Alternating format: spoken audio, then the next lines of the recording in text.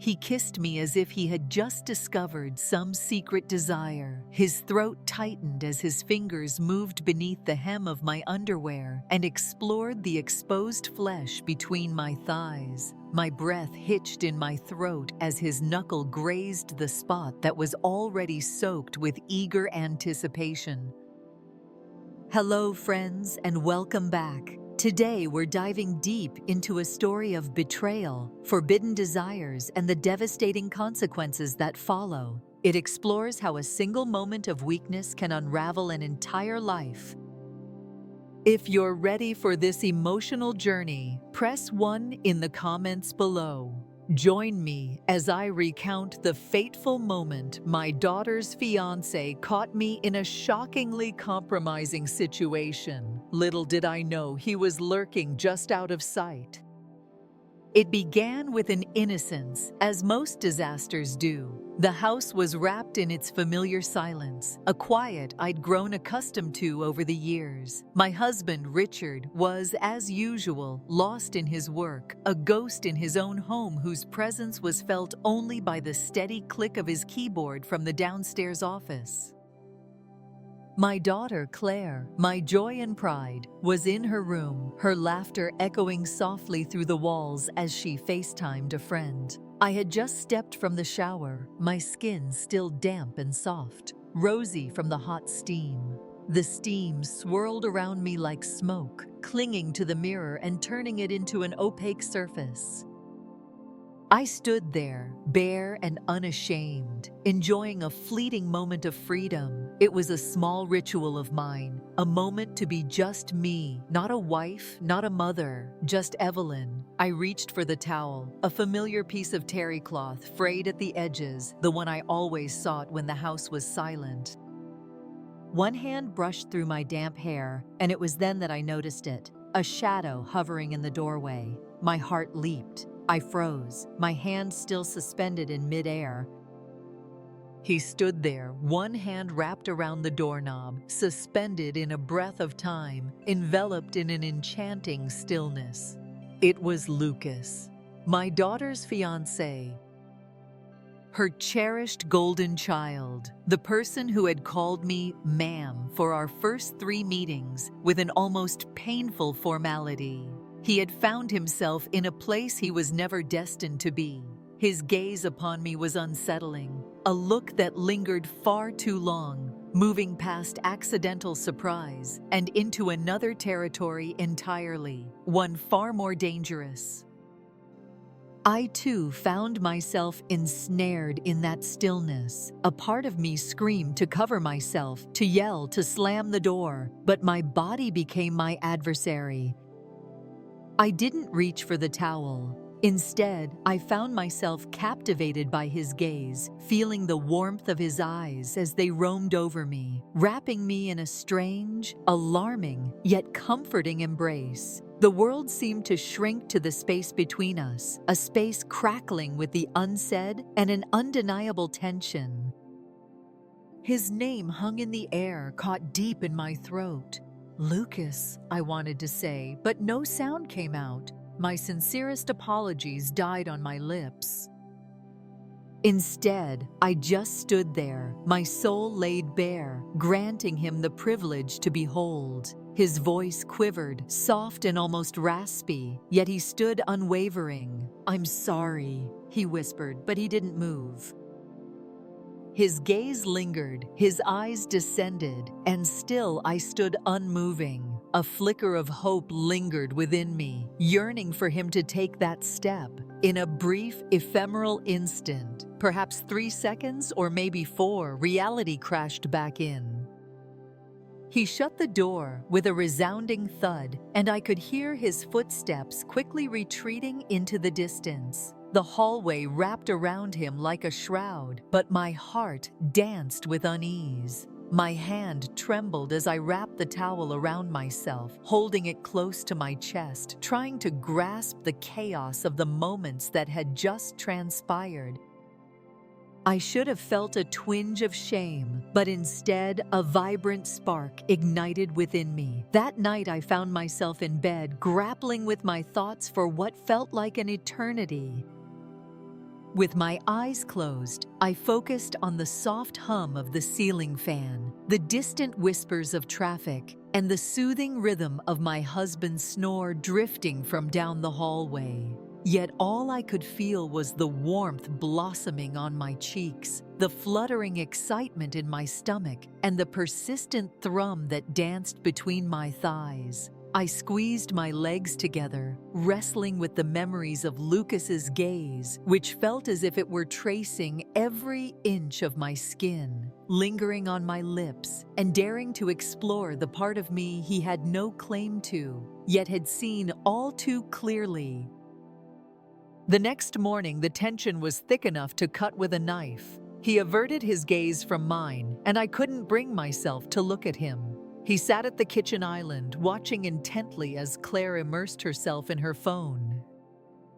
Unbeknownst to her, a world of secrets lay just beyond her reach. With a gentle hum, she radiated joy, weaving tales of wedding menus and seating arrangements. Meanwhile, Lucas stared into his coffee, lost in thought, as if it contained the key to a world beyond.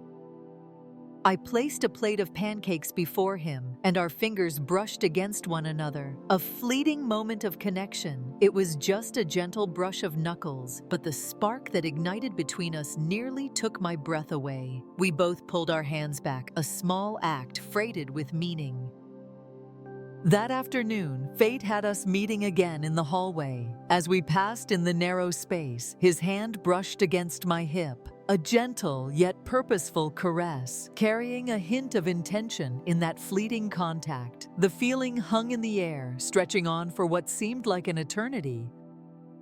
I comforted myself with the thought that it bore no importance, that it was an accident. But I knew it wasn't. On that fateful evening, my husband was again ensnared in his work, the shadows deepening around him as the sun dipped below the horizon. In her cozy room, my daughter was lost in a lively FaceTime conversation, her laughter echoing softly through the walls. The house was once again wrapped in a shroud of silence. I poured a glass of wine, my bare feet dancing over the cool floor, the silk slip beneath my robe whispering against my skin. In the cozy embrace of the living room, Lucas sat, his eyes locked onto the TV screen, the world around him hushed in silence. As I crossed the threshold, his eyes lifted to meet mine, his lips parted just a whisper. The air crackled with an electric tension, a weighty presence that wrapped around all it touched. I didn't go to the sofa. Instead, I moved toward the minibar to refill my glass. As I approached the counter, a sense of excitement filled the atmosphere. He stood up and made his way toward me, each step measured and intentional, at a pace that unfolded with a gentle, unhurried grace. "You looked beautiful," he murmured, his voice a soft caress in the air. "This morning." My throat tightened. "Lucas, I never meant to." "I know," he interrupted, his voice firmer now. "But I discovered that I could not bring myself to stop." I swallowed hard, the weight of the moment pressing down on me. "You really shouldn't say that," I whispered. "I know," he breathed. Then his hand brushed against my arm, a fleeting caress that spoke volumes. I turned to face him, locking eyes with his gaze. His gaze lingered on my lips before drifting lower. I stood my ground. He leaned in closer. I welcomed his approach, and as his lips finally met mine, an unmistakable tension hung in the air. He kissed me with the weight of a hidden sorrow, as if it were a secret he had just started to mourn. It was intriguingly haunting. And as his hand glided beneath the hem of my slip, exploring the bare skin between my thighs, a gasp slipped from his lips. "I really shouldn't," he whispered against my mouth. "Ah, but you already are," I noted. His fingers emanated a gentle warmth, like the sun's embrace on a cool day. Curious, they rose, brushing the brink. caressing the inner part of my thigh, as if he were ensnared in a fragile ballet of intrigue and withdrawal. My breath hitched in my throat as his knuckle grazed the spot that was already soaked with eager anticipation. He remained motionless, ensnared in a fleeting instant of astonishment, and lifted his eyes to mine. He whispered gently, "You have nothing on underneath this." He exhaled with a slow, wavering rhythm, as if he were lost beneath the depths of the ocean, and I was the last whisper of existence. "Please just tell me to stop," he murmured softly. I did not. I found myself unable to do so. With a delicate touch, I reached for his wrist, guiding his fingers to the exact spot I envisioned. His fingers danced over my skin, gentle and cautious, as though he were unearthing a hidden treasure. My head tilted back, my lips parted, a soft whisper of breath slipping away into the air. "Oh my God," he groaned, a soft, drawn-out sound of discomfort. "Your actions will lead to my undoing." My thighs trembled, and my breath caught in my chest. With fingers gripping the edge of the counter, a frantic effort to stave off the impending fall to the floor, he stood motionless, his eyes locked onto my face, as though it were the most authentic thing he had ever come across. I pulled him into a kiss, charged with a longing that made me quiver, deeply intense, startlingly quick, teetering on the edge of a fire that could engulf us entirely. His body pressed against mine, solid and yearning, and I instinctively reached down, my fingers curling around him through the fabric of his jeans. He released a breath into my mouth. It was the moment the line was not just blurred, it was obliterated. We had crossed it without a second thought. Have you ever felt pulled by a force so strong that reason ceases to matter? Press 1 if you understand that feeling. "This is not a path we ought to follow," one of us whispered, but the words were meaningless. "We have already embarked on this journey," the other replied. That night, we decided to stay put, not daring to journey any further. A door slammed shut on the upper floor, echoing through the stillness of the house, breaking the spell.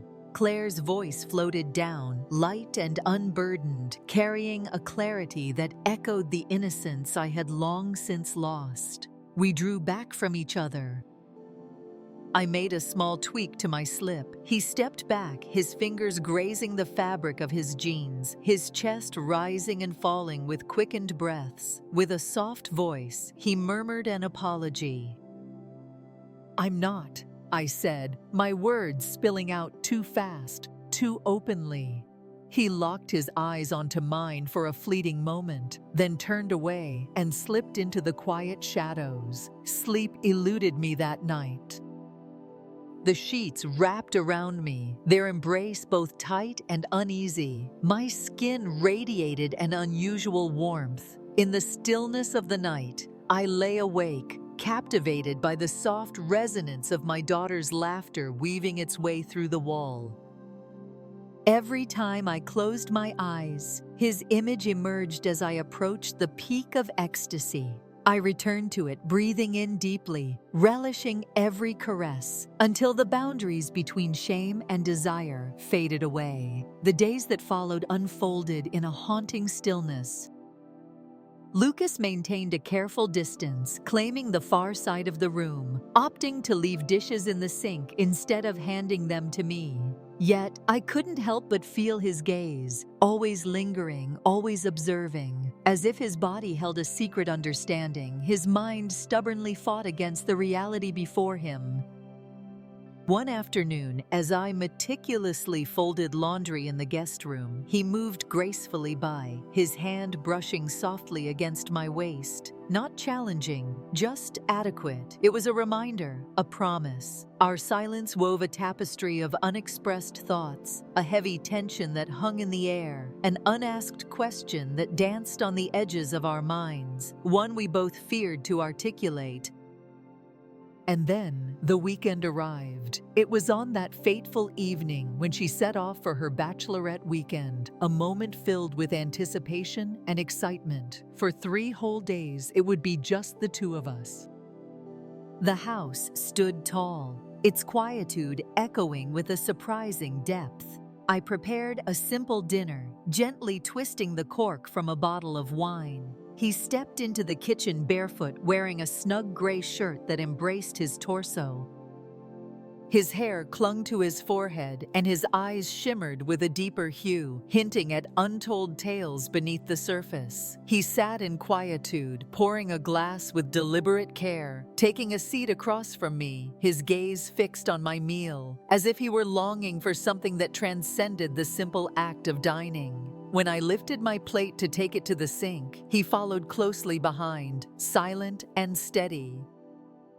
He drew closer, his warmth enveloping me as his lips brushed softly against my shoulder, his hand finding its place around my waist. "Your voice lingers in my mind," he whispered softly. As your essence touched my fingertips, my knees surrendered to the weight of the moment.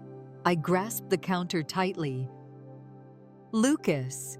He twirled me in his embrace, his lips meeting mine with a slow, gentle passion, deeper this time, undeniably so. He lifted me onto the counter with ease, parting my knees gently, kissing the inside of my thigh with a tenderness that felt both sacred and forbidden. He leaned in, his voice a soft murmur.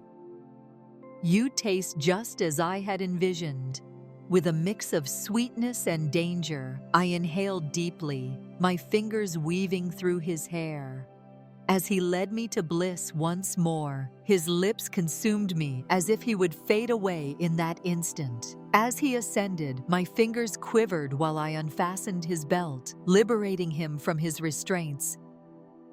He radiated warmth and presence in my hold, already beginning to seep. I gently stroked him, relishing the way his hip moved forward, the way his jaw clenched tightly.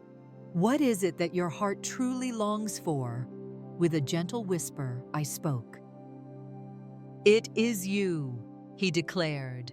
"I long for each and every one of you."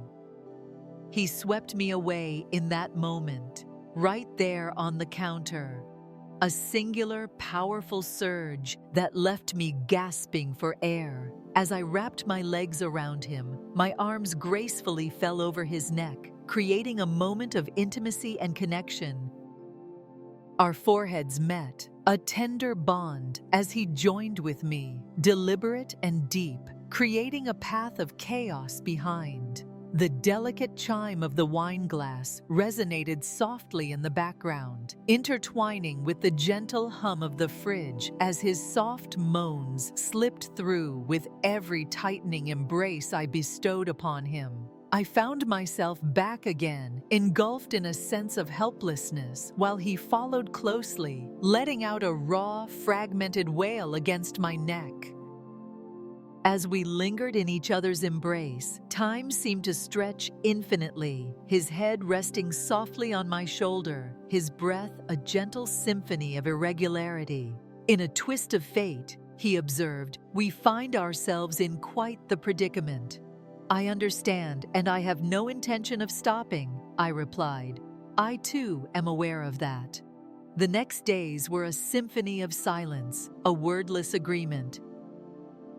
I would make coffee in the morning, setting his cup on the counter, and he would emerge minutes later, his eyes still heavy with sleep. He would glance at the cup before shifting his eyes to mine, devoid of a smile, merely giving a slight nod, as though we were quiet partners, weighed down by a mutual secret. The echoes of the previous night hung in the air, thick and heavy, saturating the silence that surrounded us.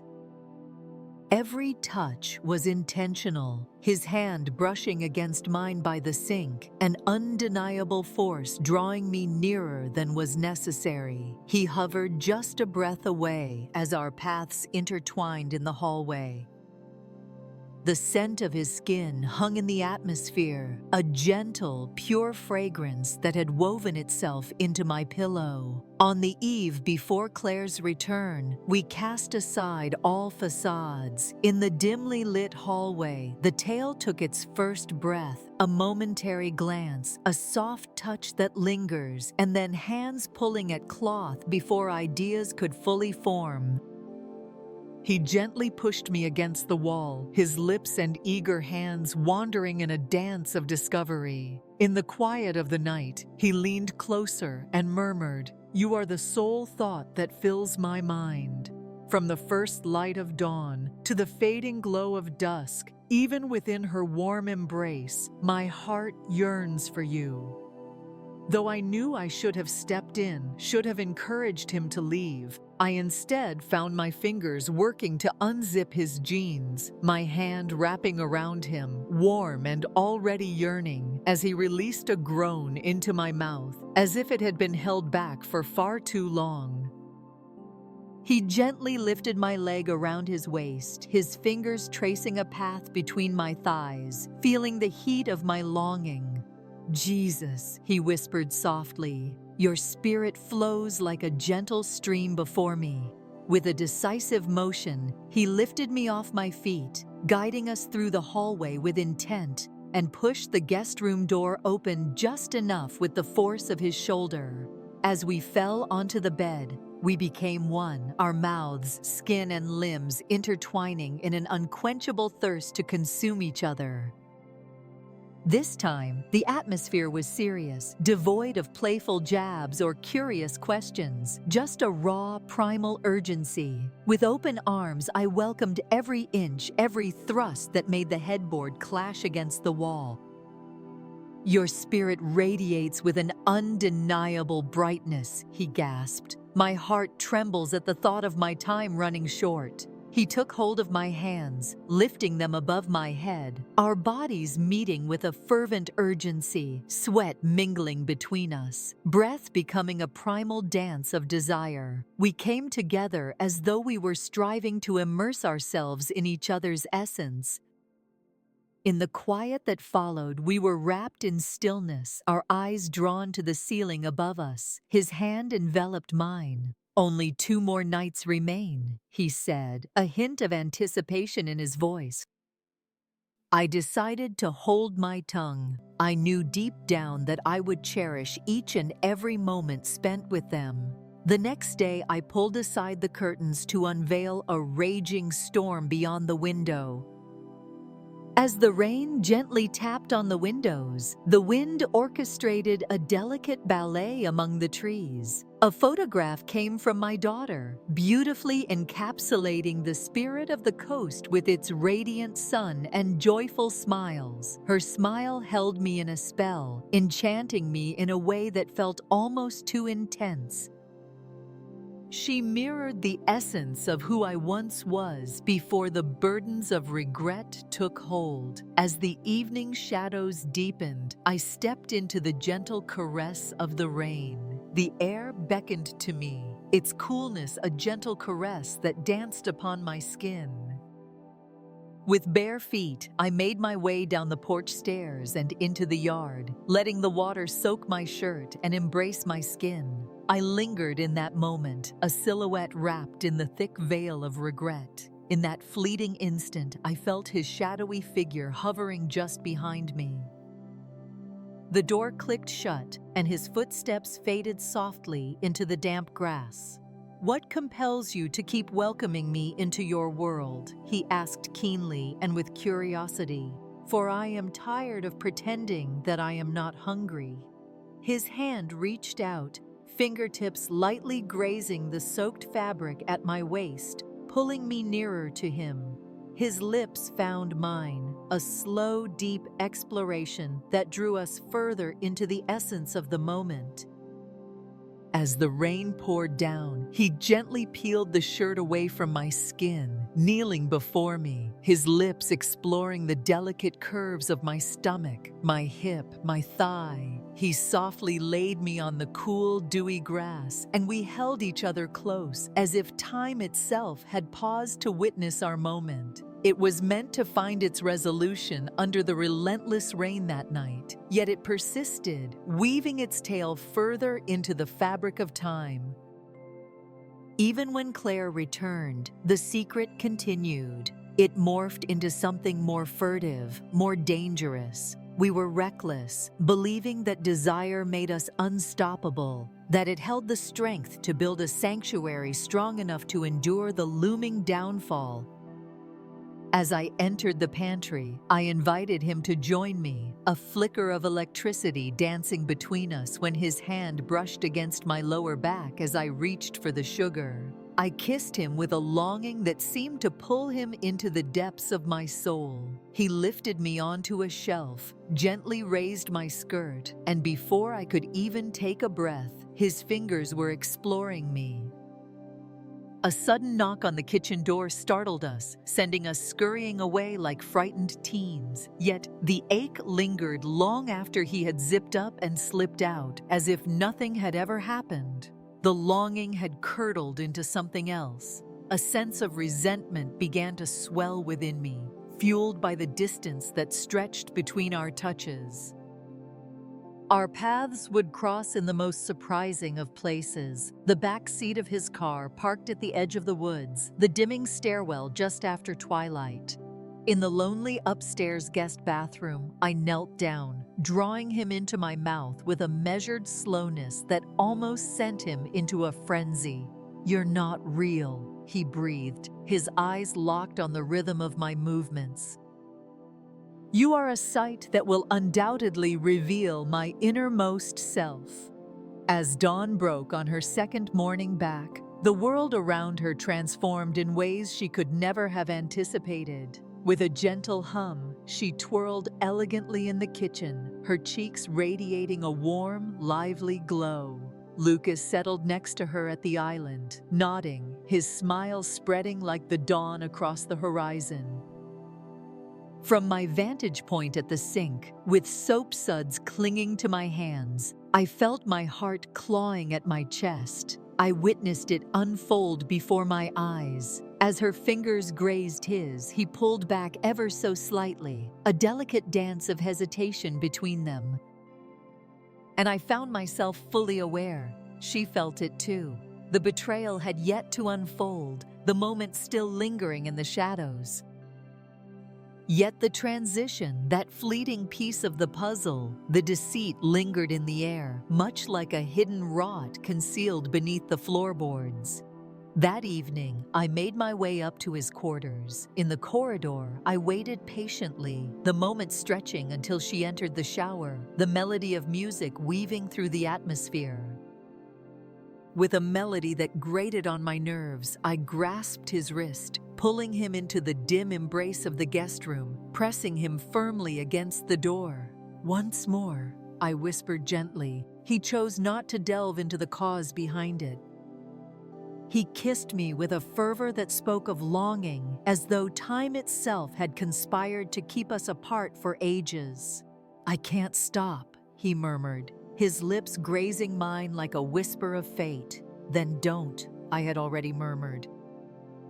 With my back turned to the door, I held onto his belt and embraced the moment. The faintest whisper of the floorboards beneath us intensified the looming sense of danger that hung in the atmosphere.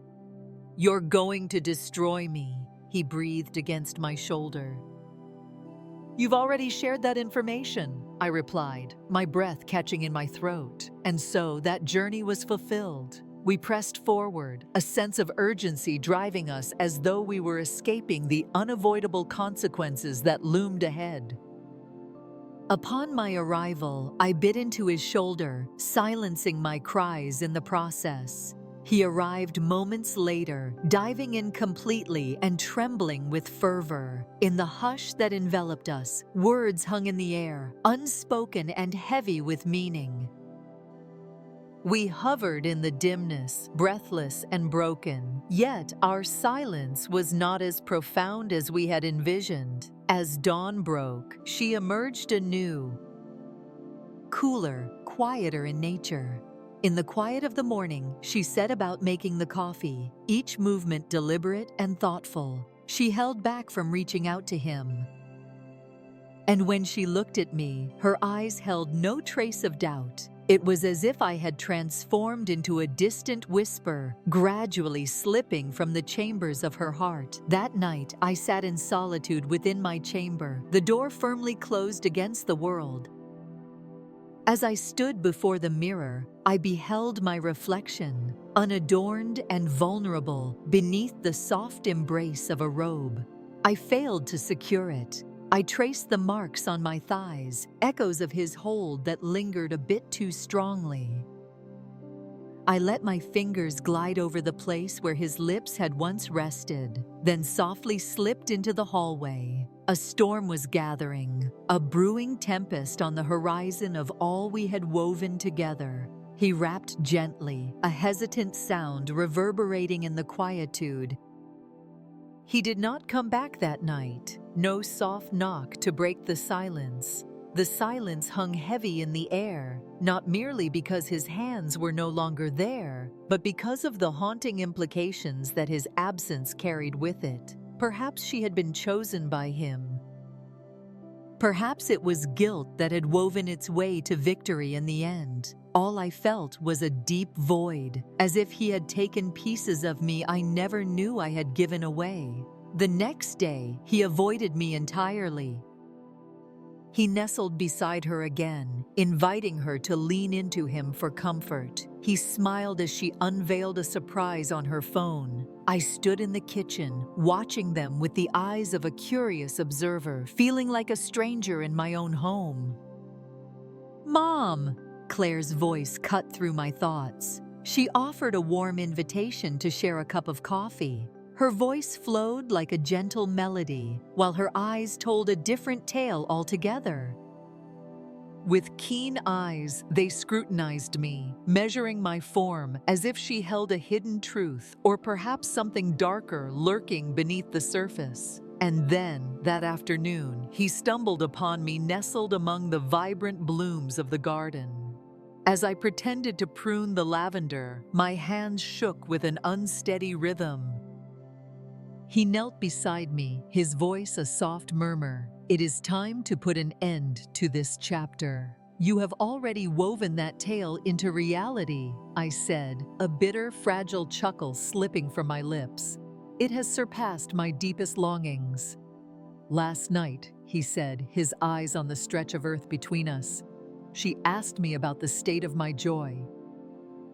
She asked me why I wasn't being honest. He hadn't told her. He hadn't had to. That night, after the house was quiet, he came to my room.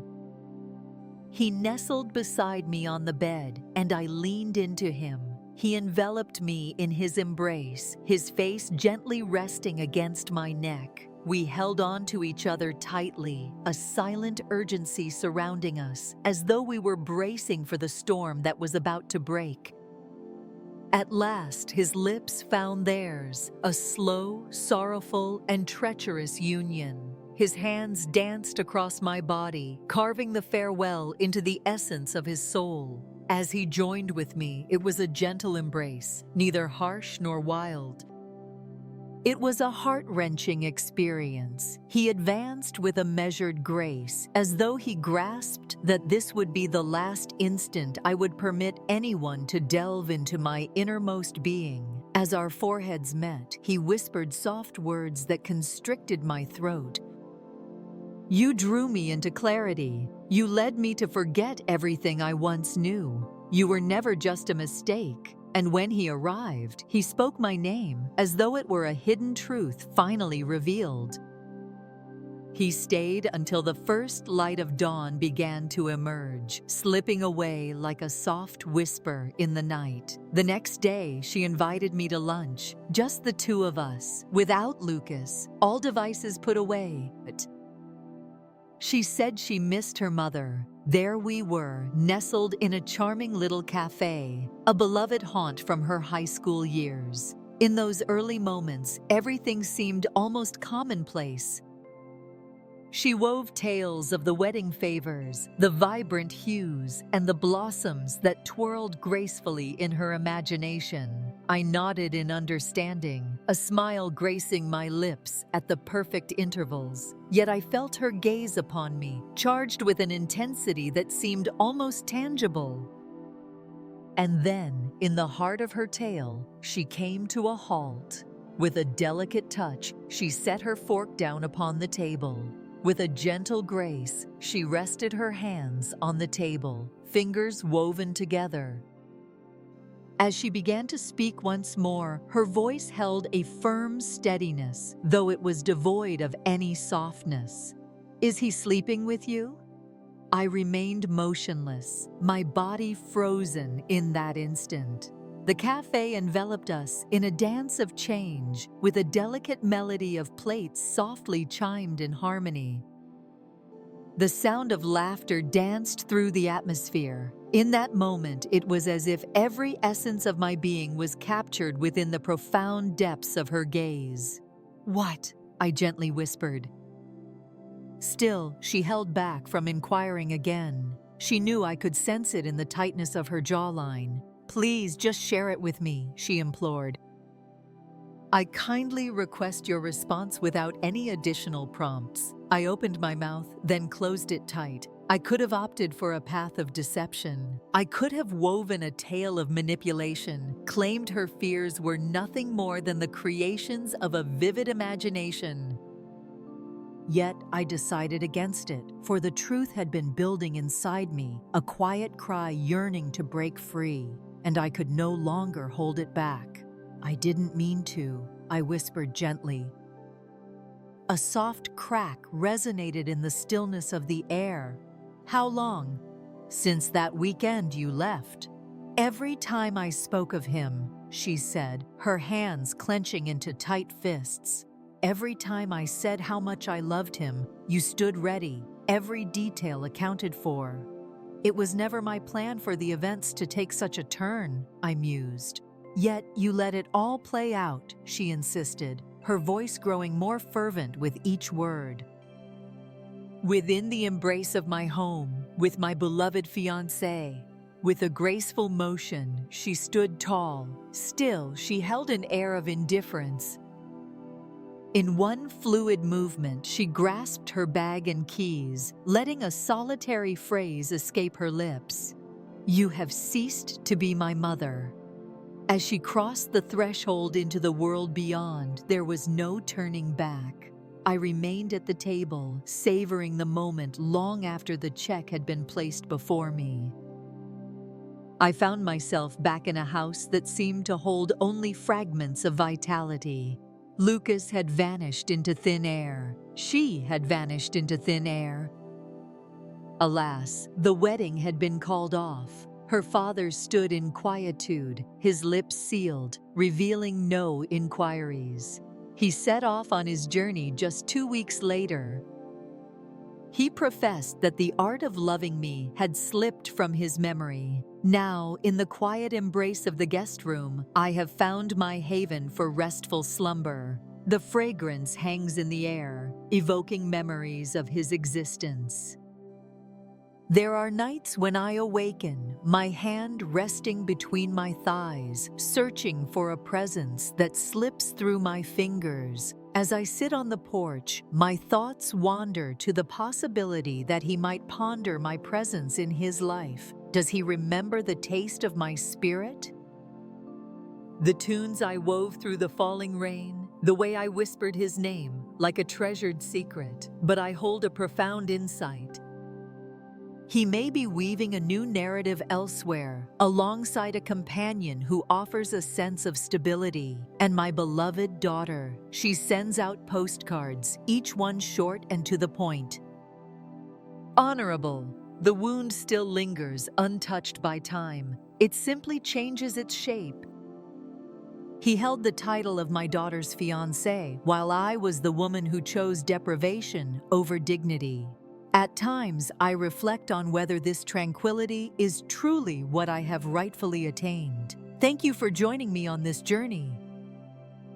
Before you embark on your next adventure, remember to press 1, subscribe, and activate those notifications so you won't miss the tale that awaits you next.